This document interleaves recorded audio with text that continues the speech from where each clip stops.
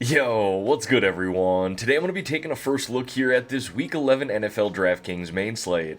Let's dive right into it. And like we always do in this video, I'm going to go position by position, highlighting the plays that are sticking out to me here early in the week, and then we'll wrap up this video by putting together a first look cash lineup and a first look tournament lineup. But before we dive into the quarterbacks, everyone, if you could like this video and subscribe to the channel, I would greatly appreciate that. Every like, comment, and sub that you guys leave truly does help me out here with the YouTube algorithm. With that being said, let's dive into the quarterbacks here, everyone, starting at the top like we always do.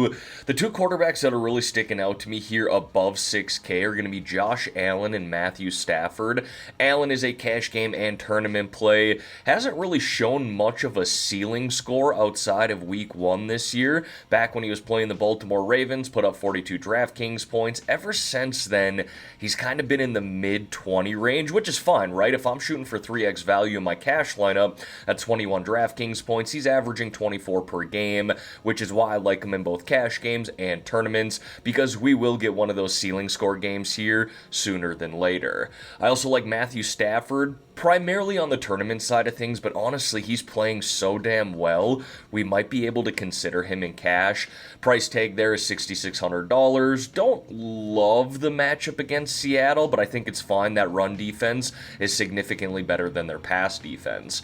But then we're kind of creeping into the 5K range here. I do like Caleb Williams going on the road into Minnesota, but playing some really good football here over the last 2 weeks. 25 and 38 DraftKings points, throwing the ball well. I love the rushing upside he's shown here in the last 2 games as well. Will that continue? I'm not entirely sure, but he has run pretty well for the most part this year. But I do like that price tag at $5,900, both on the cash game and tournament side of things. Scrolling down a little bit off of that, I don't mind Aaron Rodgers here at $5,400 when it comes to tournaments.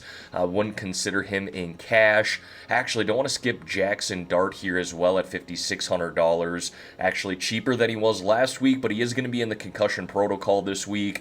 It's the same song and dance with this guy. I've been talking about him for a few weeks now, and every single one of his starts this year, as you can clearly see, he's racked up 18.5 plus DraftKings points, just crushing value at that price tag of $5,600. But again, he is going to be in the concussion protocol here this week, so we'll need to keep an eye on this. Really kind of a wait-and-see play at the moment.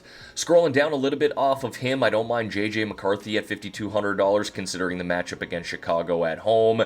Hasn't thrown the ball super effectively, although I do like the 42 attempts here on Sunday, being that they were trailing. He needed to throw the ball more, obviously, and I do like the rushing upside that I've seen from him in his 4 starts. So cash game, tournament, maybe a little bit of both. I do like the price tag and matchup there. Last guy that I wanted to highlight was Jacoby Brissett. He is at $4,900 here. 20 plus DraftKings points and 4 starts now, just kind of crushing value at this price tag here at $4,900. So he'll be a cash game consideration, and I think we need to be talking about him in tournaments as well, considering the price and matchup. Next, we got the running backs, and there's a few running backs that I'd be willing to spend up for here this week, but really kind of like this low 6K range and 5K range and the value that's being offered there. And I know I've talked about this in my last few videos, but we're at this point in the NFL season where injuries are really starting to rack up, and we get some value to open up on these slates later in the week. And that's really a reason to tune into my final cash plays and tournament videos that I post on Friday, where I'm able to discuss that value a little bit more. But like I said, I'm recording this here on Monday, and I quite like the value at the running back position here in the low 6K range and the 5K range. But let's talk about the guys that I would be willing to spend up for here this week. As much as I don't mind the matchup at home for Bijan against Carolina, I like CMC just a little bit better in this matchup against Arizona. We obviously know the rushing upside that he brings, but more importantly, how involved he is in the passing game. You can see the targets here. He's basically a wide receiver too, who also gets 15 plus touches a game on the running side of things. So CMC is my favorite spend up option here early in the week, but I like Rico Dowdle once again here at $6,800. Kind of had a down game, if you will, here in week 10, only put up 15 DraftKings points, but still pretty damn good. I love the volume he's getting in the rushing game, and I like his involvement in the passing game, both a cash game and tournament consideration at that price of $6,800. But then we're kind of creeping into this low 6K range here, where I do like Jaylen Warren in this matchup against Cincinnati, who have one of the worst defenses in the NFL, especially the rushing defense. $6,100 here, probably a cash game consideration, but I really like him in tournaments as well. And then we're creeping into the 5K range here. First one I want to talk about is Vidal. I don't love his involvement in the passing game here over the last few weeks. Just 4 total targets in his last 3 games. Prior to that, he was seeing a little bit more volume, but I do like the way he runs the ball. Ran super effectively on Sunday night against Pittsburgh. Had some burst runs that I really like to see. So I struggle a little bit here on the cash side of things, but I certainly think he's going to be tournament viable. I do like Chase Brown here at $5,700. He's been super involved in the passing game with Joe Flacco, so I like that. Probably both a cash game and tournament consideration. Travis Etienne here at $5,600 also stuck out to me. I don't mind the matchup there against the Chargers, but really like his involvement in both the running game and passing game. Volume's just been really good for him, and a good price tag there at $5,600. And then Woody Marks is really interesting to me. He's really kind of taken over here as the number 1 running back for the Houston Texans. I like the way he's running the ball, and he's been involved in the passing game here as well. You can see since the bye, 3+ targets in every single game, and a really good matchup there against Tennessee as well. So like I said, some nice value here early in the week, and we're likely going to get some value to open up later in the week as well. We then got the wide receivers, and as you all know with these top wide receivers, I like to put them into 3 different tiers. Tier 1 for me this week is going to be Rashee Rice to Jackson Smith and Jigba. 4 elite wide receivers here, really a case to be made to roster any one of these guys week in and week out. But if I had to pick a couple here for week 11, I'd go with Puka Nacua and Jamar Chase. I think there's some real shootout potential in this matchup between the Rams and Seattle, and again, we know the floor and upside that Puka brings, but if I had to pick one, it would be Jamar Chase in this matchup against Pittsburgh. Look at the targets that he's seeing with Joe Flacco. He had 12 against Green Bay, then 23, 19. For some reason, DraftKings has not fixed this bug yet, but he still had 20 DraftKings points in the 0 target game, we'll call it. He's truly been elite with Joe Flacco, and there's reason to believe he'll continue that here this week in that matchup against the Steelers. Now, tier 2 for me here is going to be Devontae Adams down to Ladd McConkey. Again, we're talking about some elite names here. Adams, Jefferson, London, Egbuka, Collins, McConkey. These guys have been playing pretty well here as of late. I like the matchups for these guys. I have on my notes here right now because I tier them out and then I put my favorite plays. Adams to McConkey. It's pretty even for me right now. And then tier 3 for me here is going to be Zay Flowers down to McMillan. And I got one guy that really sticks out to me here in this range, and it might kind of surprise you guys, but it's Marvin Harrison Jr. here. Being that Jacoby Brissett is a starting quarterback, I like the upside of this passing game for the Arizona Cardinals. There's some shootout potential in this matchup here against the 49ers. 10 and 12 targets in his last 2 games coming off of the bye. That really sticks out to me. Only 3 catches last week. Obviously, I don't love that, but if we're volume chasing, he's got that here in 2 games since that bye. And then we kind of get into some of these individual plays here. I like the way that Troy Franklin's been playing. I don't love the matchup here against Kansas City, but 10, 8, 10, and 9 targets now in his last 4 games. I think Shakir's going to be fine there at $5,300. I like going back to Juwan Jennings in this matchup against Arizona. 7+ targets here in 3 of his last 4 games, playing particularly well at that price.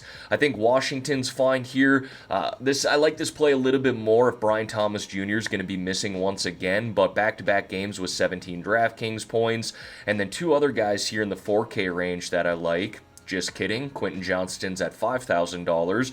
Right on the edge there. But I like him on the tournament side of things. I almost considered him in cash, and maybe I will later in the week. But I don't necessarily love the consistency I've seen from him as of late compared to earlier this season where he was truly balling out. Like I said, that could change later in the week because he is coming off of a game with 10 targets. But he brings that true tournament upside week in and week out. And then the last guy that I wanted to highlight here here was Tez Johnson of the Tampa Bay Buccaneers.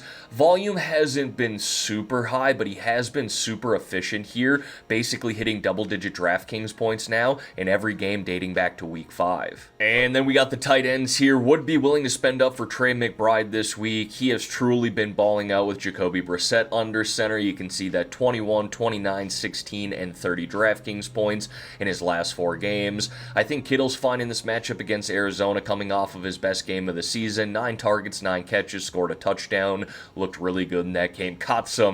Made some really nice catches in that game as well.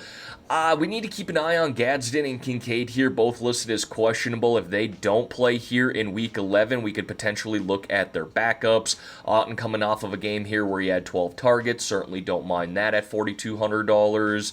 We could go to Theo Johnson here, like this a little bit more if Jackson Dart's going to be playing, but he's strung together. Let's look here. Double-digit DraftKings points in all but 2 games going back to Week 4.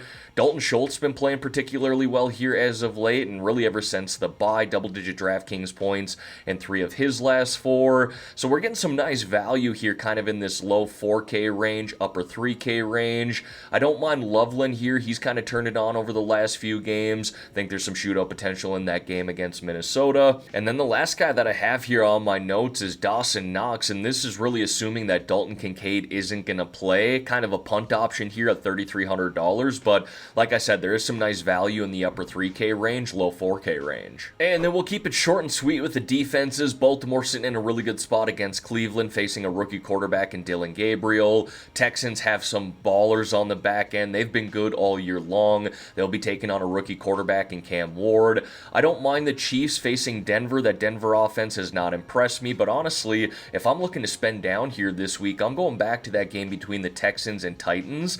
The Titans being at home here, potentially taking on a backup quarterback in Davis Mills, I could argue they're too cheap here at $2,300. No, they're not a good football team, but if I'm looking to punt this week, that looks to be the defense for me. Now, folks, before we build that first look cash lineup and first look tournament lineup here, I want to mention that I do run another YouTube channel as well with some of my best friends called Mulligan Masters. It is an entertainment golf channel. If you could go check this out here, I would greatly appreciate that. The goal is for me to make content for a living. I have a 9-to-5 job, work Monday through Friday just like the rest of you, but I do this as kind of a side hustle here, making this YouTube and short form content. So if you could go subscribe to this Mulligan Masters channel here, I'll link it in the comment below as well as in the description below. I would really appreciate that. Me and the boys here have a great time making this content, and again, if we could do that for a living, it would really change our lives. Alright, now that you just subscribed to the Mulligan Masters, thank you for doing that. Let's build this first look cash lineup here. I think I'm going to spend down with my cash lineup this week at the quarterback position, at least for the first look here. Let's go with Jacoby Brissett, and honestly, I want to see if I could just stack him up here with Trey McBride right off the bat. We'll save a little money here at the running back position. Let's go with Dowdle. Let's go with 3 running back build, because I kind of like the value here. We'll go with Chase Brown, and then we'll come back and put in Woody Marks as well.